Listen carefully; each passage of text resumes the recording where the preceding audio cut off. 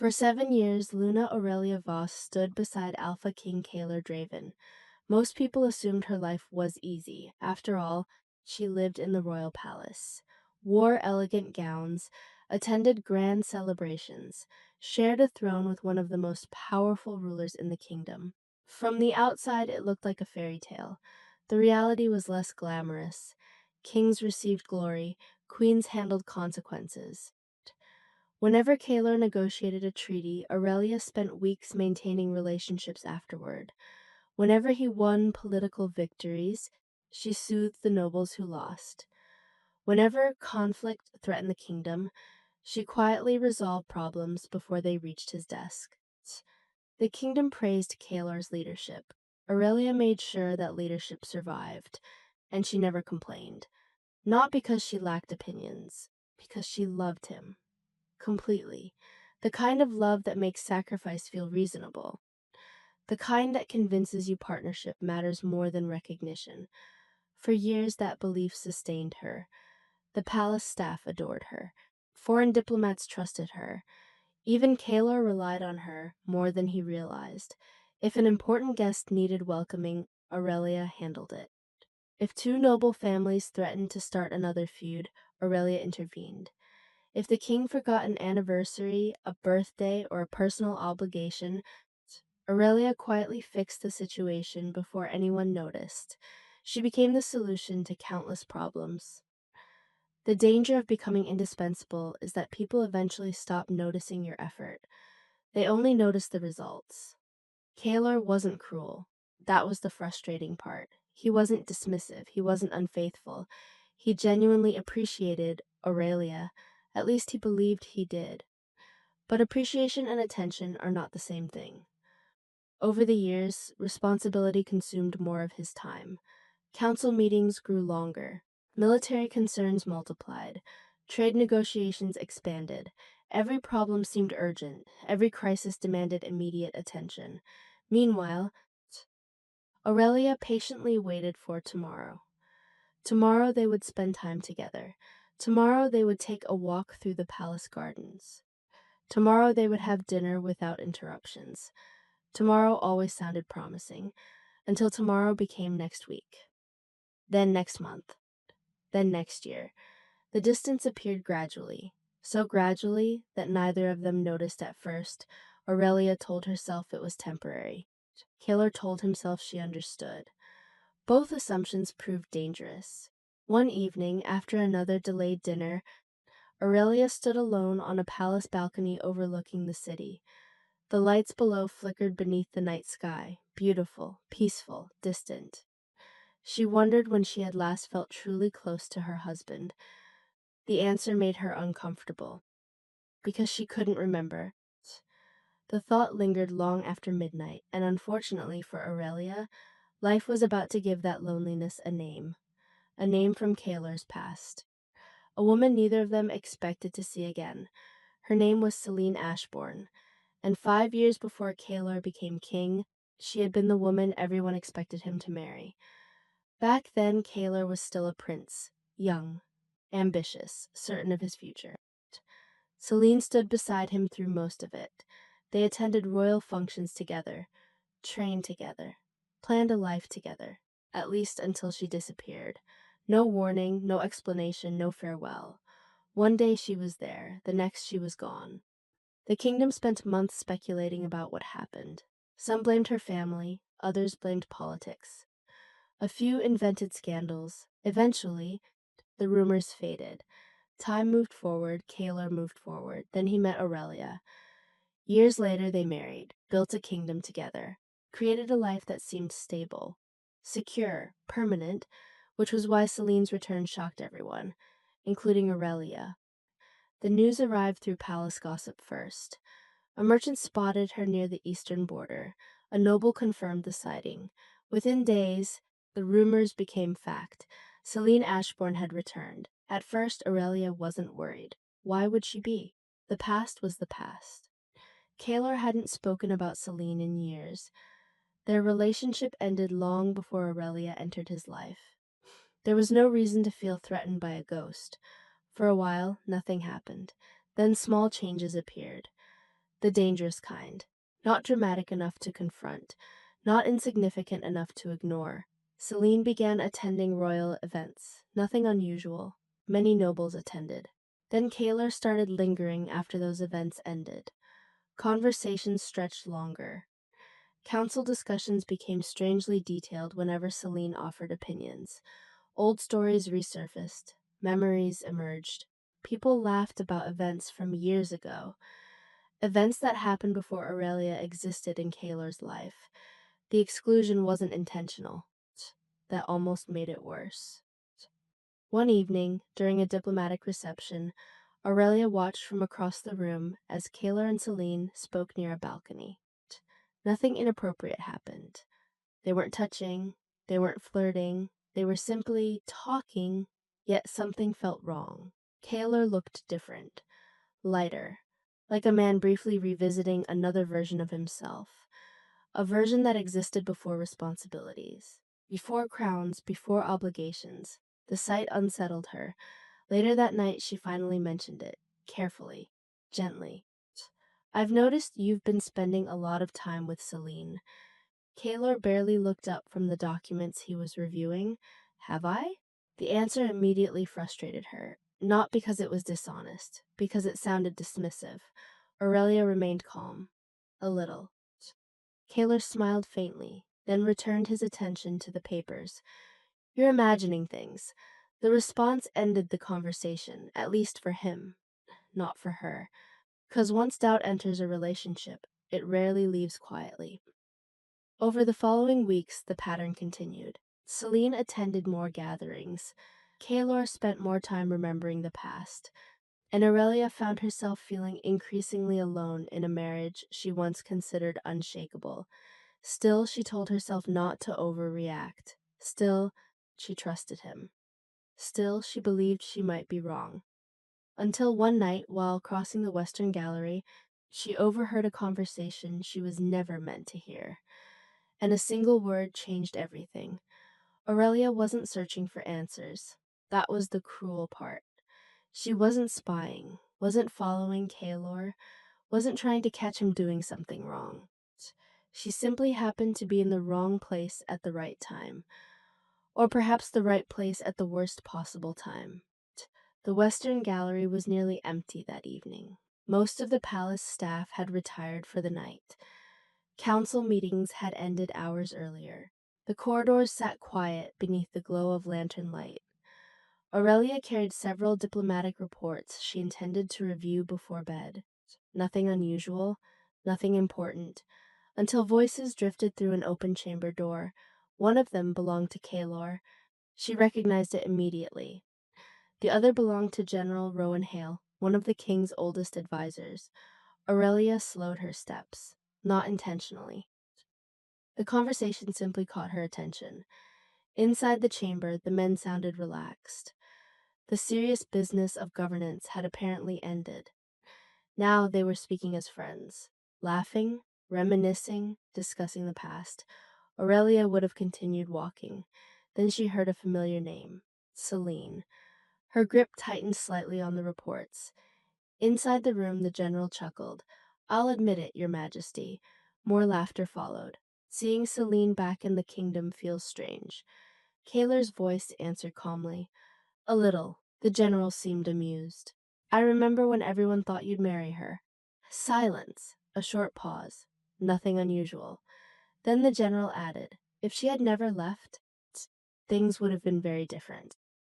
The words hung in the air. Aurelia stopped walking, not because the statement bothered her, because she suddenly needed to hear the answer. Inside the chamber, silence stretched longer than expected. 1 second, 2, 3. Long enough for hope to appear, long enough for her to imagine Kaylor laughing off the comment, long enough to believe everything was fine. Then Kaylor answered yes, one word, nothing more, no explanation, no qualification, no correction, just agreement. Aurelia felt the world shift beneath her feet, not dramatically, not violently, quietly. Like ice cracking beneath someone who hasn't realized they're standing on something fragile. The answer shouldn't have mattered, not logically. Kaler wasn't confessing love for Celine. He wasn't planning to leave his marriage. He wasn't even saying he regretted marrying Aurelia. Yet somehow the single word hurt more than any of those things, because it revealed something deeper, something more dangerous. Part of him still wondered, still looked backward, still imagined a different version of his life. And suddenly Aurelia understood why the past few months felt so uncomfortable. She wasn't competing with another woman. She was competing with memory, with possibility, with a future that never happened. And nobody wins against an imagined life. The realization settled heavily in her chest. For several moments, she remained outside the chamber, listening to the conversation continue. Neither man realized she was there. Neither man understood what had just happened. Eventually, Aurelia turned away. The reports in her hands suddenly felt meaningless. By the time she reached her rooms, she knew something with absolute certainty. The marriage wasn't broken because Kaler loved someone else. It was broken because part of him still wondered whether he should have. And that night, for the first time in 7 years, Aurelia stopped waiting. Aurelia did not cry, that surprised her. After 7 years of marriage, she expected heartbreak to look dramatic. Tears, anger, some overwhelming emotion powerful enough to leave her unable to think clearly. Instead, she felt calm, not because she wasn't hurting, because the pain had already arrived. The conversation in the Western Gallery hadn't created the wound, it had revealed it. And once a truth becomes impossible to ignore, pretending requires more energy than acceptance. The palace slept peacefully around her. Guards patrolled the corridors. Servants retired to their quarters. Candles burned low in distant hallways. Everything appeared normal, which somehow made her decision feel even heavier. Slowly, Aurelia opened her wardrobe. She removed a single travel case, not a large one. There wasn't much she wanted to take. A few dresses, personal documents, several books she loved. Nothing connected to the throne. Nothing connected to the palace. Nothing connected to Kalor. As she packed, memories surfaced. 7 years of them. A celebration after his coronation. Long evenings spent planning diplomatic strategies together. Countless victories. Countless sacrifices. Moments that once felt permanent. The memories still mattered. That was what made leaving so difficult. She still loved him. That hadn't changed. The problem was that love alone could not survive uncertainty forever. Eventually, Aurelia crossed the room toward her writing desk. The blank sheet of paper waiting there seemed strangely intimidating. She could explain everything, describe every disappointment, every lonely evening, every moment she felt herself becoming less important than a memory. Instead, she picked up a pen and wrote a single sentence. I deserve to be loved by someone who isn't wondering about another future. Nothing more, no accusations, no demands, no dramatic farewell. The sentence said everything that mattered. After folding the letter, she placed it where Kalor would find it, then removed her wedding ring. For several seconds, she stared at the gold band resting in her palm, a symbol of promises, partnership. Forever. The irony hurt, because forever often ends long before people admit it. Carefully, she placed the ring beside the letter, then looked around the room one final time. The chambers she once considered home, the life she spent 7 years building, the future she thought was certain, all of it remained behind. Just before dawn, Aurelia slipped through a quiet service entrance near the Eastern Gardens. No one stopped her, no one questioned her. The palace staff trusted her completely, which made leaving surprisingly easy.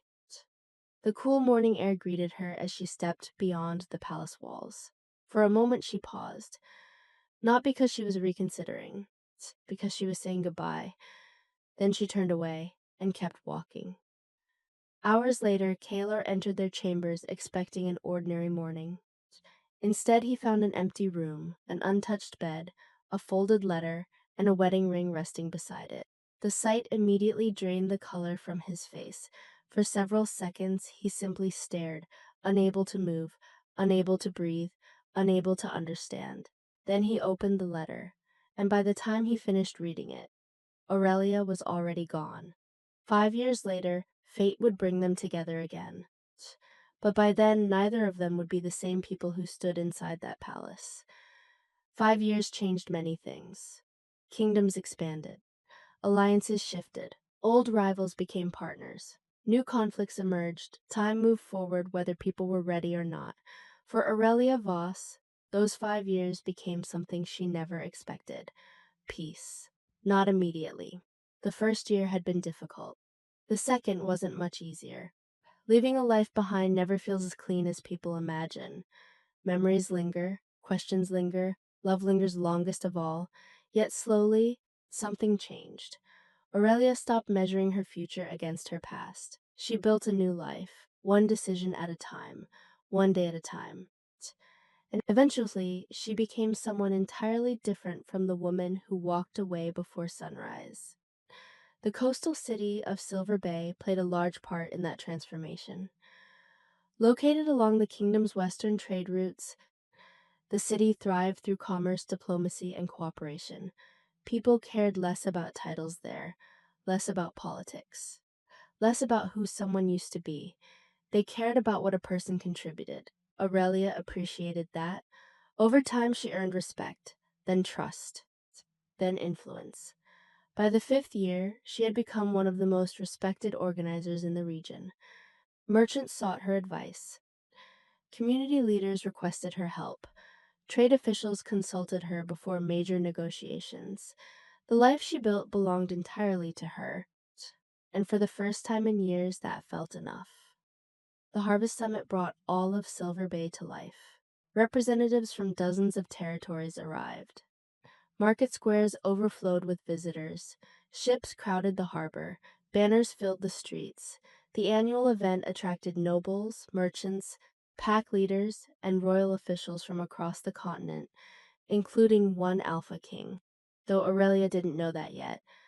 That morning, she moved through the crowded marketplace carrying a list of summit responsibilities. Vendors called to passing customers. Children darted between market stalls. Musicians performed near the fountain. The city buzzed with energy. Beside her walked a little boy, 5 years old, bright-eyed, curious about everything. Cassian Voss, her son. His dark hair refused to stay neat. His silver eyes seemed permanently filled with questions, and his endless curiosity kept Aurelia smiling even during difficult days. At the moment, he was fascinated by a wooden wolf toy displayed by a craftsman. "Mom, look!" Aurelia laughed softly. "I see it." The excitement on his face made the purchase inevitable. A few minutes later, Cassian proudly carried his new treasure through the market. The sight warmed her heart. 5 years ago, she left the palace believing she had lost her future. Now she understood something important. Sometimes losing one future creates space for another, one far better than anything you imagined. Then the crowd suddenly shifted. Conversations quieted. People stepped aside. Royal guards entered the square. Aurelia's stomach tightened instantly, because there was only one reason an escort like that would appear. Slowly, she looked up, and across the crowded marketplace, she saw Kalar Draven for the first time in 5 years. For a moment, the entire marketplace disappeared. The merchants, the music, the crowd, everything faded into the background. Only Kalar remained. 5 years, 5 long years, and somehow Aurelia recognized him instantly. He looked older, not dramatically, just enough. The kind of change responsibility creates. His shoulders carried more weight now. His expressions seemed more guarded, more serious.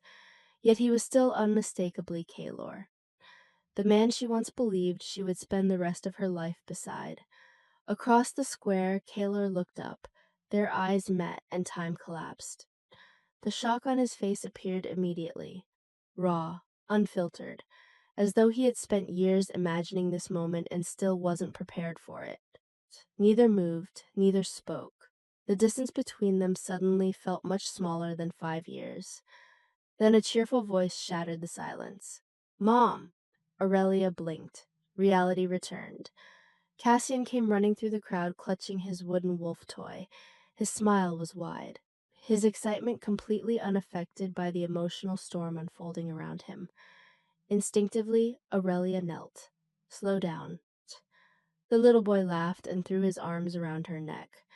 She hugged him tightly. For a moment, everything else ceased to matter. The marketplace, the memories, the king. Nothing felt more important than the child in her arms. When she finally stood again, Kaler had reached them. Several guards remained respectfully behind him. His gaze moved briefly toward Cassian. Only briefly, then returned to Aurelia. And that was the problem. He didn't really look. Not at the boy, not carefully. His attention remained trapped in the past, focused entirely on the woman standing before him, Aurelia. Hearing her name in his voice felt strange, familiar, distant, painful. She offered a polite smile, the kind reserved for old acquaintances, not former husbands. Your Majesty. The formality landed harder than she intended. Kaler noticed. His expression tightened slightly. For several seconds, neither knew what to say. 5 years creates a lot of silence. Eventually, he asked the safest question available. How have you been? Well, the answer was honest. That seemed to surprise him. You look happy. Aurelia glanced down at Cassian. The little boy was examining his wooden wolf with complete concentration. A smile touched her lips. I am. The response created another silence. Longer this time. More complicated. Cassian finally looked up. His curious silver eyes settled on Kalor. The Alpha Kings stared back politely. Still not seeing, still not noticing. Then came the question children always ask. Mom, who's he? Aurelia's heart nearly stopped. For a split second, panic flashed through her. Not because of the question. Because of the answer she couldn't give. Not here. Not now. Not like this. Kalar waited patiently, completely unaware of the significance. Completely unaware that the child standing beside her carried his eyes, his posture, even the faint scar above one eyebrow that existed throughout the Draven bloodline. The resemblance seemed obvious. Yet Kaler never truly looked. A few minutes later, the conversation ended. Polite words, polite farewells, nothing more. As Aurelia walked away with Cassian's hand in hers, she allowed herself a small breath of relief. The moment had passed. The secret remained safe. Unfortunately, fate had one final surprise waiting, and by nightfall, a single document would change everything. Kaler couldn't focus for the rest of the afternoon. The Harvest Summit continued around him. Trade negotiations advanced. Regional leaders presented reports. Merchants discussed contracts worth fortunes. Normally, he would have been fully engaged. Today, every conversation felt distant, because Aurelia was here. After 5 years, 5 years of wondering where she had gone. 5 years of remembering an empty room, a wedding ring, and a single sentence written on a folded letter. Now she was suddenly walking through the same city, smiling, thriving, looking happier than he remembered. The realization unsettled him more than he wanted to admit. By evening, Lor sat inside a temporary council chamber reviewing summit documents. At least he pretended to review them. His eyes moved across the pages. His mind remained elsewhere. Eventually, one of his advisors entered carrying several administrative files. Your Majesty, these require your signature. Kaler accepted them without interest. Population reports, trade records, regional registrations, routine paperwork. The sort of documents no ruler actually enjoys reading. He flipped through them mechanically, one page, then another, then another. Nothing held his attention, until he reached a family registry from Silver Bay. The document listed residents involved in summit operations, names, addresses, occupations, completely ordinary. Kaler nearly turned the page, then one name stopped him, Aurelia Voss. His hand froze. The room suddenly felt smaller. Slowly he lowered his eyes to the next line. Below her name appeared another entry, Cassian Voss, age 5. The words blurred briefly. Kaler read them again, then again, Cassian Voss, age 5.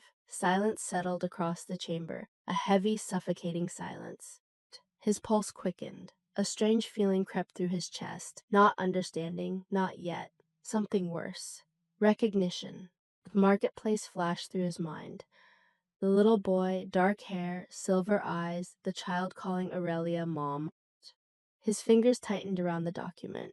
5 years old. Exactly 5 years old. The timing felt impossible. Then memories began assembling themselves, one after another, relentless. The shape of the boy's face, the familiar eyes, the way he stood, the tiny scar above his eyebrow. A scar Kaelor himself carried, a scar his father carried before him, a scar present in generations of Dravens. The paper slipped slightly in his hand. No. The word escaped before he realized he spoke aloud. The advisor looked confused. Your Majesty? Kaelor didn't answer, because suddenly every piece fit together. The marketplace, the awkward tension, Aurelia's reaction when the boy asked who he was, the panic that flashed across her face. The truth rushed toward him all at once, fast, brutal, unavoidable. His chair scraped violently against the floor as he stood. The advisor jumped, the document scattered across the desk. Kaelor barely noticed, because one thought now consumed everything else. If he was right, if the impossible was true, then he hadn't merely lost Aurelia 5 years ago. He had lost something else, someone else. 5 birthdays, 5 winters, 5 years, gone. Without another word, Kaelor grabbed the registry and headed for the door. There was only one person who could confirm the truth, and he intended to find her immediately. Kaelor found Aurelia the following morning. The harbor was quiet at sunrise. Fishing boats drifted across the water. Seagulls circled overhead. The city had not fully awakened yet, which was exactly why Aurelia liked coming there. The peacefulness reminded her that not every day needed to begin with chaos. Unfortunately, today would be different. She saw Kaelor before he reached her. The determined expression on his face told her everything. He knew, or at least suspected. For a brief moment she considered leaving. Not out of fear, out of exhaustion. Some conversations take years to arrive, and when they finally do, they rarely bring peace with them. Nearby, Cassian stood at the edge of the dock, tossing crumbs to a flock of seabirds. His laughter carried across the water, bright, carefree, innocent. Kaelor followed the sound, and for the first time he truly looked. Not a passing glance, not polite acknowledgement, a real look, the kind he should have given yesterday, the kind he should have given immediately. His gaze settled on the boy, the silver eyes, the dark hair, the familiar posture, the tiny scar above one eyebrow. Every detail suddenly seemed impossible to miss. The resemblance wasn't subtle anymore. It was undeniable. Kaelor felt something twist painfully inside his chest. 5 years, how had he not seen it? Because he wasn't looking. The answer arrived instantly. Yesterday he had been focused on Aurelia, focused on his regret, focused on the past. Now he saw what stood directly in front of him, and suddenly the truth became unavoidable. Slowly, Kaelor turned toward her. His voice sounded quieter than usual, almost uncertain. He's mine, not a question. A realization. Aurelia remained silent. The harbor breeze moved gently through her hair. For several moments neither spoke. Then she nodded. Once, nothing more. The confirmation hit harder than he expected, because part of him had hoped he was wrong, not because he didn't want the child, because he couldn't bear what the truth meant. 5 years, 5 entire years, missed, gone forever. Kaelor looked back toward Cassian, his son. The words felt unreal. His son, a little boy who had learned to walk without him, learned to talk without him, celebrated birthdays without him, grown up without ever knowing who he was. The weight of it nearly stole his breath. Finally, Kaelor faced Aurelia again. Why? The question escaped before he could stop it. Not accusatory, not angry, broken. Aurelia studied him carefully. For the first time since his arrival, genuine sadness entered her expression. Not for herself, for him, because she knew exactly what he was feeling. And she knew the next answer would hurt even more. The harbor fell silent except for the distant cries of seabirds. Cassian continued laughing nearby, completely unaware that his entire world had just changed. Aurelia folded her arms gently, then met Kaler's gaze, and prepared to tell him the reason she kept the truth hidden for 5 long years. The harbor remained quiet. Only the sound of waves touching the docks interrupted the silence between them. A few feet away, Cassian continued feeding seabirds, laughing whenever they swooped low enough to steal crumbs from his hand. He had no idea that his future had just shifted. No idea that the stranger standing nearby was his father. No idea that two people were carrying the weight of 5 lost years. Kaylor couldn't take his eyes off him. Every movement felt precious now. Every smile, every laugh, every second. Because he understood something devastating. He was seeing these moments for the first time, and they would never happen again. Eventually, he forced himself to look at Aurelia. "Why didn't you tell me?" The question sounded softer than before, less demanding, more wounded. Aurelia watched Cassian for a moment before answering.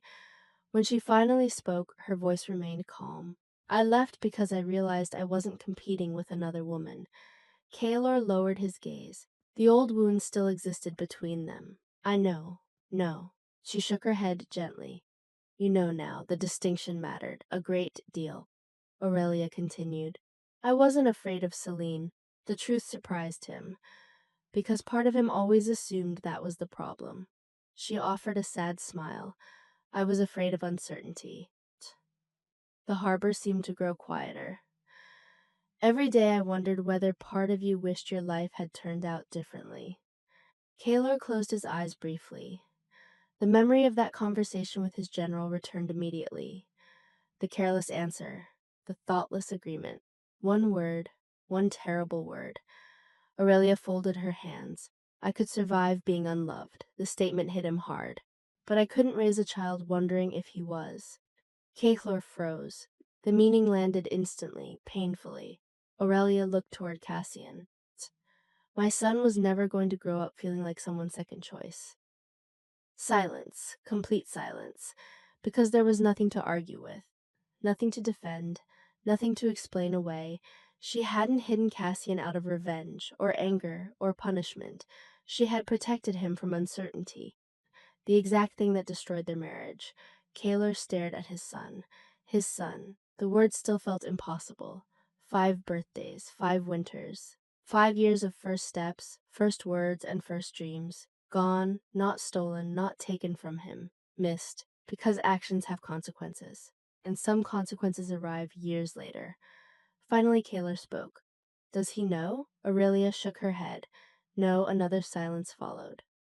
Then Kaylor nodded slowly, not because he accepted it, because he understood. The realization hurt more than anger would have. Across the harbor, Cassian suddenly turned and waved enthusiastically. "Mom, look!" A bird had landed beside him. Proud excitement filled his face. Aurelia smiled instantly, the kind of smile only a parent understands. Kaylor watched the exchange quietly, and for the first time in his life, he understood the true cost of taking someone for granted. It wasn't losing them, it wasn't regret, it wasn't loneliness. It was realizing they built an entire life after they left, a life that continued without you, a life filled with moments you'll never get back. As Cassian laughed near the water, Kaylor felt the weight of 5 lost years settle heavily on his shoulders, and he knew some things time could heal. But time never returns what it has already taken.